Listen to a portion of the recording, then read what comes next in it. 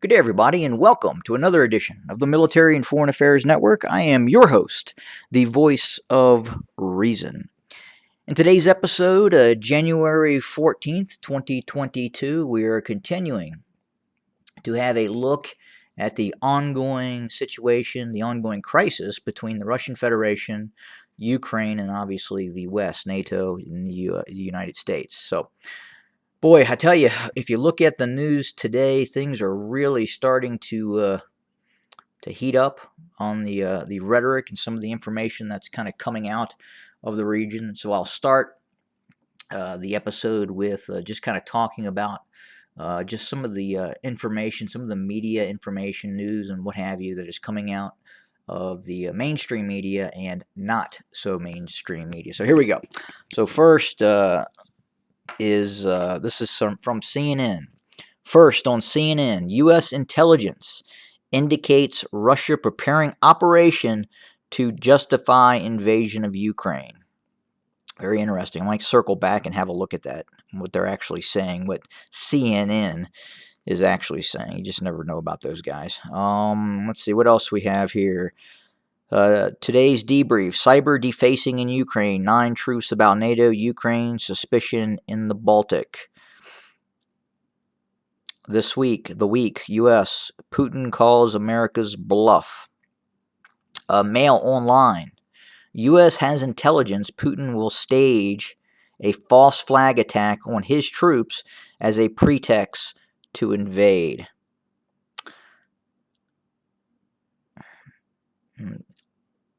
Antinews.in, Polish special services claim Russia involvement in cyber attacks on Ukraine. So as you may or may not know, there was within the last 24 hours, a fairly large cyber attack against governmental websites in the Ukraine. A number of websites were brought down, and the verbiage, the wording on those websites that were placed there by the hackers were "be afraid and expect the worst," and that actually is coming from the Irish Independent.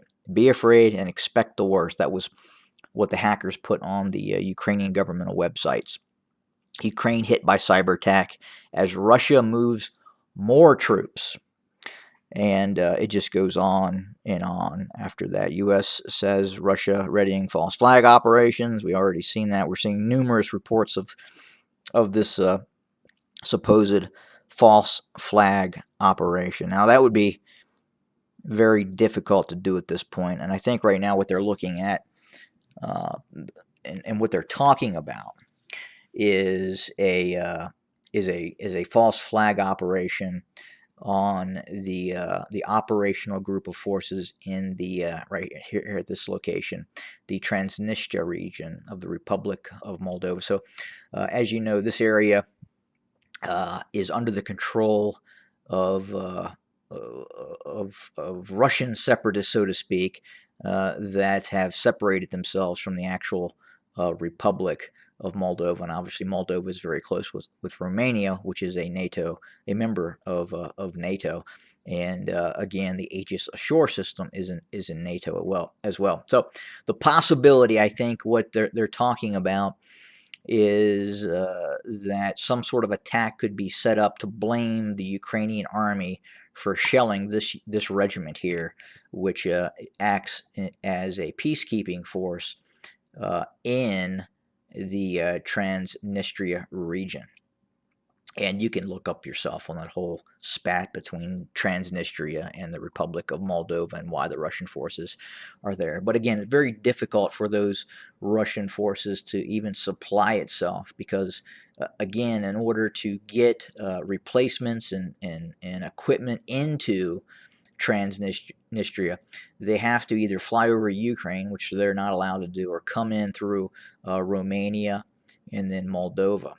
And that is greatly limited as well because both of these states are against both the Transnistria region and those forces that are there.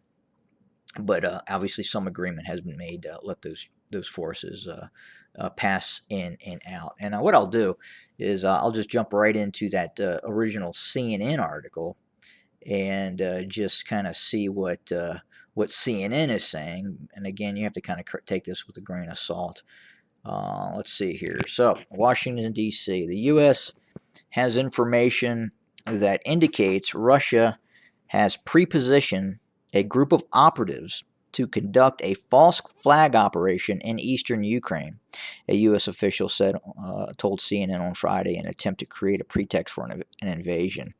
So this appears to be different than that possible false flag operation in the Transnistria region. So this is something a little different.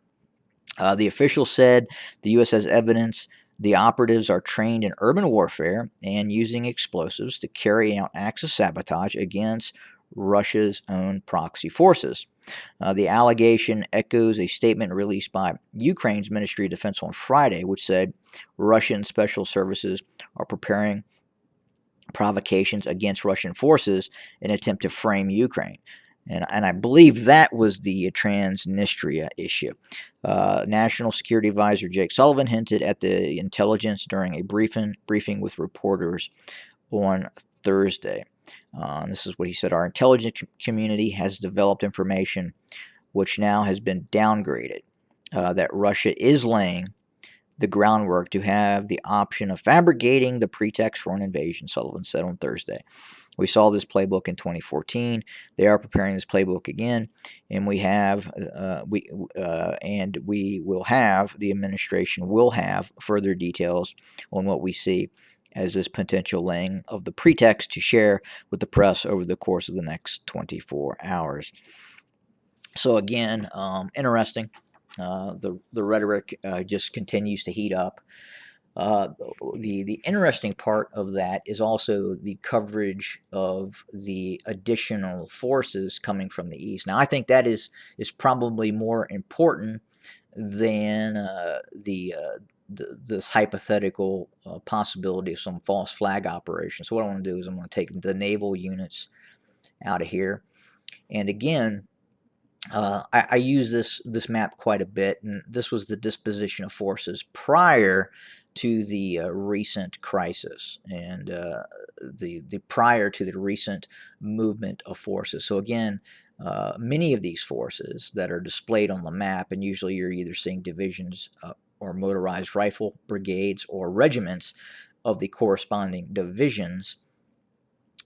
And many of these have now been deployed near the Ukrainian border. So originally, we heard that one of the main units that was deployed to the border of Ukraine was this unit here, and this is the 41st Army Group. Now, the additional information that is coming in would indicate that further forces have been deployed. Now, could it be the additional elements of the 41st Army Group? Or could it be more forces from the Far East that could be deployed to the western area of operations? So we do know that this unit here, this is the 90th Tank Division. We do know that major elements of this unit has been already deployed to the border of Ukraine and has been there for some time, actually. And again, we don't know outside of the 90th Tank Division what other units could be being deployed either by the 41st Army or additional Army groups that are based in the east. Because obviously here within the 41st Army, you also have this unit here, the 74th Mechanized Brigade. Again, much smaller unit than the 90th Tank Division, but a unit nonetheless. You also have these units as well. These are the Army level artillery assets. So as you see here, this is the 120th Artillery Brigade, 18 howitzers, 8 multiple rocket launcher systems, 6 anti-tank guns, 18 self-propelled anti-tank missile systems. So in all probability, these core level assets have much bigger guns and much heavier firepower than the brigade level assets. So traditionally within the Army level assets, you have the big 300 millimeter Uragan rocket systems. You have the 200 plus millimeter artillery tubes that are associated with these artillery brigades. and then obviously you have some anti-tank assets as well. But again, we just don't know what is being deployed. We have received information that would indicate some of these bigger Army level asset artillery brigades are in fact being moved to the border of the Ukraine. So you wouldn't classify these as maneuver units, but more of supporting units for the maneuver units. And this would be a maneuver unit here. Again, 35th Mechanized Brigade. That is a maneuver unit, and it does have associated artillery to each brigade. But again, you also have the Army level artillery units as well. And then there's the possibility of additional Army groups based even further east, and we've heard reports that in fact some of these units have been moved west in terms of the associated the ready battalion tactical groups associated with some of these brigades. So again, we don't know what is being deployed west. It makes sense if they are in fact readying a major military operation to attack Ukraine.